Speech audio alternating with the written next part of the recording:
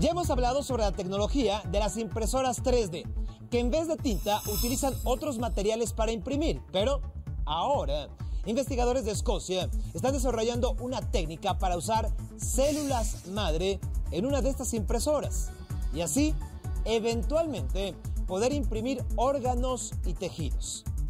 Si esto se logra, algún día entonces se podrían crear órganos para trasplantes sin necesidad de un donador y sin el riesgo de rechazo. Difícil de creer. ¡Comenzamos! Hoy, los misterios del mundo del arte que aún no tienen respuesta. También los casos más extremos de robo de identidad.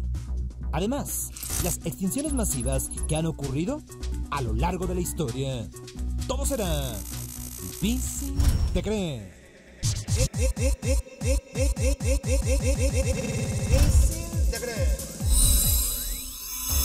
Probablemente todos reconozcan esta pintura, la Mona Lisa, de Leonardo da Vinci. Hemos hablado de ella, uno de los objetos de arte más famosos y más enigmáticos de la historia. Se han hecho cientos de especulaciones sobre quién es esta persona del retrato. ¿Por qué sonríe? Y hasta si encierra algún código secreto. Hay más. Una leyenda urbana dicen que se encontró una réplica, una copia, otra versión. Conozcamos estos y otros misterios del mundo del arte. Difíciles de creer. ¿Quién fue la Mona Lisa? Existen varias hipótesis al respecto. La más popular es que ella era Lisa del Giocondo, una mujer noble de Florencia cuyo retrato fue comisionado por su esposo. Otros dicen que en realidad es un autorretrato de Leonardo da Vinci. Según esta idea, al sobreponer la imagen de un supuesto autorretrato de da Vinci sobre el rostro de la Mona Lisa, las dos imágenes se combinan de manera perfecta. Otros creen que en realidad es un hombre, un joven aprendiz de Leonardo y probablemente su amante, llamado Gian Giacomo Caprotti. E incluso hay quienes piensan que no existió una modelo, sino que la imagen representa la mujer ideal de Leonardo da Vinci. Pero ahora hablemos sobre su sonrisa. Esta famosa pintura tiene un curioso efecto en las personas que la ven. Por un momento parece que tiene una sonrisa radiante y al siguiente parece estar seria. De acuerdo con los científicos, este podría ser un efecto visual que depende de qué células de la retina capten primero la imagen y a través de qué canal se transmita al cerebro. Si es a través de la visión periférica o la visión central. Básicamente, si se ve la imagen directamente a los ojos, la visión periférica hace que la sonrisa luzca amplia, más amplia. Pero si se le ve directamente a la boca, la visión central percibe la boca, más pequeña y le da una expresión entonces de seriedad. También se llegó a especular que la pintura tenía letras escritas en los ojos y que éstas revelaban algún secreto. Pero después de realizar todas las pruebas posibles, se demostró que eso era solo especulación y que lo que parecen letras tan solo son grietas y el desgaste de la pintura por el tiempo. Otro misterio es la muerte del famoso artista Vincent Van Gogh. Se dice que este pintor sufría de una enfermedad mental que lo hundía en fuertes depresiones. Antes de su muerte, a los 37 años, Van Gogh sufría una de estas crisis. La versión más aceptada es que fue debido a esto que decidió quitarse la vida disparándose en el pecho. La bala no dañó ningún órgano, por lo que pudo regresar caminando a la posada en la que se alojaba. Dos médicos trataron de ayudarlo, pero no tenían la capacidad para hacer la cirugía, así que lo dejaron reposando en su cama. Al día siguiente, su hermano fue a verlo y lo encontró en buena forma, pero a las pocas horas comenzó a desfallecer debido a la infección de su herida. Van Gogh murió 29 horas después de haberse disparado, y entonces sus últimas palabras fueron: la tristeza durará por siempre. Sin embargo, en el 2011 surgió otra teoría que dice que él no se suicidó. No. Dicen que murió por un disparo accidental efectuado por dos muchachos que jugaban con una pistola. Fueron dos hermanos adolescentes que eran conocidos del pintor y por eso no quiso delatarlos, incriminarlos. Luego, él se autoinculpó del disparo que le arrancó su vida. Esta pintura es un fragmento de La Batalla de Anghiari, también conocida como el Leonardo Perdido, ya que fue una pintura al fresco pintada por Leonardo da Vinci en el Salón de los 500, allá en Florencia, de la que ahora solo se tienen reproducciones. Se sospecha que la original puede seguir existiendo debajo de las remodelaciones que se le hicieron al salón, unos 50 años después de que Leonardo pintara esta obra, pero es muy complicado confirmarlo sin dañar la estructura y por lo tanto su existencia es un misterio. Otro misterio del arte es el robo del Museo Isabella Stewart Gardner, el robo de arte más grande de la historia de Estados Unidos que aún no se ha podido resolver. Los hechos ocurrieron en la mañana del 18 de marzo de 1990, cuando ladrones disfrazados de policías entraron en el museo, esposaron a los guardias en el sótano y robaron 13 obras de arte, incluyendo obras de Vermeer, Rembrandt, Manet y Degas, entre otros objetos. Se estima que el valor de todos ellos es de unos $500 millones, pero no se tienen pistas concluyentes de dónde puedan estar o quién estuvo detrás del robo. La teoría más fuerte es que la mafia de Boston perpetró el robo y luego los vendieron a tratantes europeos y coleccionistas a través de otro tratante relacionado con la familia mafiosa genovese. Debido a que la fundadora del museo, Isabella Stewart Gardner, ordenó de manera estricta en su testamento que la colección debía mantenerse sin cambios hasta la fecha, los marcos de las pinturas robadas se siguen exhibiendo así, vacíos, en sus ubicaciones originales. Esto como un recordatorio del crimen que aún queda por resolver. Difícil de creer. Pregunto, ¿cuál es la partícula más pequeña de la materia? A, los átomos. B, los quarks. O C, los protones. ¿Cuál es la partícula más pequeña de la materia? A, los átomos. B, los quarks. O C, los protones. La respuesta es B, los quarks. Aunque mientras la ciencia vaya avanzando, tal vez se descubrirán partículas aún más pequeñitas. Dicen que creen.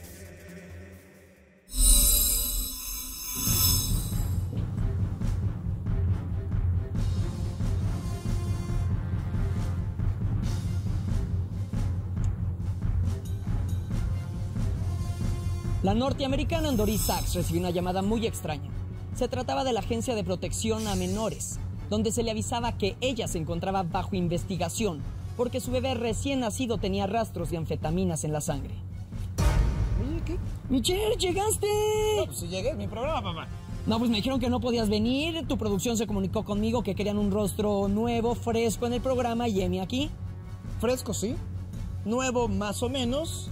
Y bueno, difícil tendría un nivel un poquito más abajo. ¡Ah, cálmate! Bienvenido a mi Mau. Gracias, mi Church. Bonitas gafas. Gracias.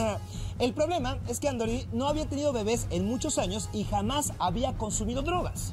Después de una investigación se descubrió que una mujer adicta a las anfetaminas había robado la licencia de manejo de Andori unos días antes y la había usado como identificación cuando ingresó al hospital para dar a luz a un bebé. El bebé que dio positivo en los exámenes toxicológicos. Este es solo uno de los casos de robos de identidad difíciles de creer. Difíciles de creer. La estudiante Brittany Osenford conoció a una joven llamada Michelle e inmediatamente se hicieron amigas y se mudaron juntas. La amistad se rompió cuando Brittany Osenford recibió una llamada de la policía para que sacara de la cárcel a Brittany Osenford, así como lo escuchan. Obviamente, se trataba de un error. En realidad, la persona en la cárcel era su amiga Michelle, que después de ser arrestada por prostitución, dijo a la policía que se llamaba como su amiga. Pero eso no era todo. Michelle, la ladrona de identidad, en realidad no era mujer. No, su nombre real era Richard Phillips y se trataba de un travesti que llevaba años robando información personal de posibles víctimas. Otro caso de robo de identidad estuvo a punto de mandar a una joven embarazada a prisión de por vida. Se trata de la australiana Nicole Maccabi, que vivía en Israel cuando fue acusada de participar en la muerte de un líder del grupo terrorista Hamas.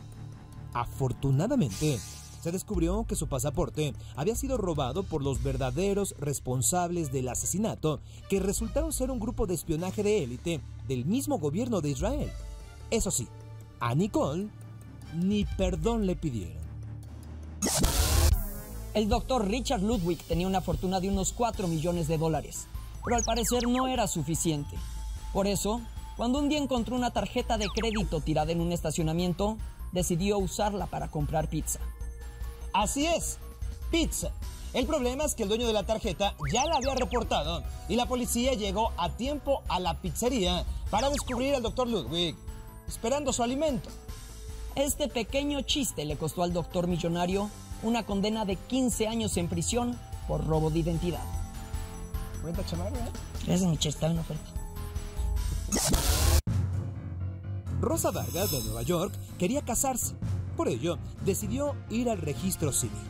Sin embargo, descubrió que no podían darle el acta de matrimonio porque los datos mostraban que Rosa estaba casada. Y no solo eso, lo había hecho 2 veces antes, sin divorciarse. Técnicamente, era polígama. Uno de los matrimonios que Rosa desconocía se había hecho en Ecuador, pero eso no fue todo. Lo peor es que su marido, ecuatoriano, apareció en casa de Rosa exigiendo el divorcio. Rosa, que jamás había visto al sujeto, simplemente no entendía la situación y le exigió una prueba de que estaban casados, por lo que el tipo sacó una fotografía en la que la novia, por supuesto, no era ella. Después se descubrió que el acta de nacimiento de Rosa se había perdido años atrás y había sido utilizada en una serie de eventos para legalizar a inmigrantes ilegales en Estados Unidos. Quien la pasó mal, muy mal, fue el ejecutivo inglés Simon Bonds, quien fue acusado de poseer pornografía infantil. Mientras duraba la investigación, Simon fue despedido de su trabajo y su familia dejó de hablarle. Años después, Simon pudo probar que los datos de su tarjeta de crédito habían sido robados cuando compró un producto en internet, y estos habían sido utilizados para comprar pornografía en internet en Indonesia. Es increíble lo sencillo que resulta en estos tiempos robar la identidad de alguien. Y es que el internet y las compras hechas por este medio pueden ser una trampa mortal, pero también existen otros métodos más comunes. Algunos ladrones de identidad escarban los botes de basura de sus posibles víctimas buscando documentos personales que pudieran darles información confidencial, como estados de cuenta bancarios. Por ello, es importante destruir bien, muy bien esa información antes de desecharla. Por supuesto, otro método es el robo de datos de las tarjetas de crédito, utilizando aparatos sofisticados. Pero volviendo al robo de identidad vía internet, el método más común es aquel que se realiza con correos electrónicos que solicitan datos personales. Es importante, si uno recibe este tipo de comunicación, verificar los datos con la empresa correspondiente antes de dar cualquier información personal. El robo de identidad es uno de los grandes males de nuestros tiempos, y por ello debemos ser muy cuidadosos al dar información a gente extraña. No queremos terminar algún día cumpliendo alguna condena por un crimen del que no somos responsables. Difícil de creer. Difícil de creer. Difícil de creer. Difícil de creer. Difícil de creer. Difícil de creer. En febrero de este año, en la región de los Montes Urales en Rusia, un meteorito explotó a pocos kilómetros de la superficie terrestre con la potencia de varias bombas nucleares. Esto fue un recordatorio de que la Tierra y nosotros, junto con ella, no estamos 100% a salvo de una extinción masiva. Conozcamos entonces las extinciones masivas que han cambiado la faz de la Tierra. Son difíciles de creer. Una extinción masiva es un evento a nivel planetario que, como su nombre lo indica, se refiere a la desaparición de la mayoría de la vida, tanto en la superficie terrestre como bajo los mares. La historia del planeta Tierra está grabada en sus montañas y en sus rocas, y lo que nos cuenta es que en los 4.470 millones de años que tiene este planeta, han ocurrido al menos 6 extinciones masivas. 6. Y que las peores amenazaron con convertir nuestro hogar en una roca inerte y yerma, flotando en el espacio de forma similar a como lo hace el planeta Marte. Pero comencemos desde el principio. Para ello debemos remontarnos hace unos 440 millones de años, en lo que se ha nombrado el final del periodo Ordovícico. Durante esta época, la superficie de la Tierra estaba acomodada en 4 masas de tierra que no tenían población animal, por lo que la mayoría de la vida habitaba bajo el mar. Fue precisamente allí, en el mar, donde se dio esta masiva extinción, ya que una inclemente era de hielo se desató, acabando primero con las especies marinas que habitaban en las aguas más cálidas. Pero la temperatura bajó tanto que también los habitantes que estaban en aguas frías se vieron afectados, ya que al cambiar la temperatura, bien cambió la composición bioquímica de las corrientes, por lo que los alimentos escasearon. Uno pensaría que al terminar la glaciación, la vida volvió a retomar su camino, pero apenas 10 millones de años después de la extinción del Ordovícico, el hielo se había derretido, cambiando una vez más las reglas de la vida, y con ello eliminando a los que se habían adaptado a la extinción anterior. En términos netos, en estas 2 extinciones desapareció el 80% de la vida. El siguiente momento crítico en nuestro planeta ocurrió en el periodo Devónico, es decir, hace unos 400 y 360 millones de años. Para ese momento, la vida se había recuperado de la extinción anterior y la superficie terrestre demostraba ser un lugar propicio para la vida multicelular. Sin embargo, una serie de eventos climáticos comenzaron a mermar diversos lugares donde la vida se había establecido, y al final de un periodo de 3 millones de años aproximadamente, el 70% de los seres vivos habían desaparecido. Así que la vida tuvo que reiniciar de nuevo. Pero hace unos 250 millones de años se presentó la mayor de todas las extinciones que haya sufrido la Tierra. Me refiero a la extinción del periodo Pérmico-Triásico. Hasta este evento, las extinciones habían durado algunos millones de años, siendo procesos lentos que de alguna forma permitían que los que lograban adaptarse sobrevivieran. Sin embargo, esta tercera extinción no fue así. En unos cuantos miles de años, el 95% de todas las formas de vida habían desaparecido. Los científicos, por su parte, teorizan sobre esta devastación tan rápida, y la teoría más acertada es que no fue un solo evento, sino varios los que propiciaron la mayor extinción en la historia de la Tierra. Primero, en esa época, los volcanes del planeta estaban muy activos. Además, esta actividad volcánica pudo haber destapado gigantescos mantos de químicos venenosos como el metano y el sulfuro de hidrógeno. También, un meteorito pudo haber dado la estocada final a este terrible periodo. En el año 2006 se encontró en la Antártida un cráter de unos 500 kilómetros de diámetro. Un impacto de este tamaño tendría la capacidad de producir movimientos telúricos a escala planetaria, coincidiendo con la extinción del Pérmico-Triásico. Después de la cuarta extinción, la vida se refugió en especies más pequeñas y también más resistentes, como los hongos. Y durante miles de años, ellos fueron los únicos habitantes del planeta, hasta que de nuevo vida floreció, dando paso a una especie que dejaría una memorable huella en la vida terrestre. Me refiero a los dinosaurios. Pero como sabemos, ni siquiera estos gigantes estaban preparados para lo que vendría.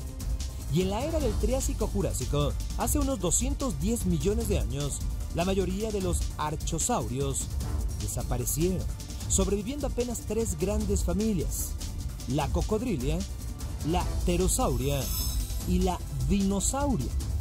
Con esto, el dominio de los dinosaurios parecía que subsistiría, ya que habían logrado sobrevivir a la otra extinción masiva. Sin embargo, hace 65 millones de años, un meteorito cayó en Yucatán, en México, en nuestro país, acabando con los últimos grandes dinosaurios, pero permitiendo que una nueva especie, los mamíferos, pudieran desarrollarse hasta llegar a nuestra especie humana. Así que, de no ser por esas extinciones masivas, simplemente no existiríamos como especie. Por lo que vemos, las extinciones masivas son más comunes de lo que creíamos. Inclusive, hoy en día, hay quien asegura que en los próximos 100 años enfrentaremos el 7º evento de extinción masiva.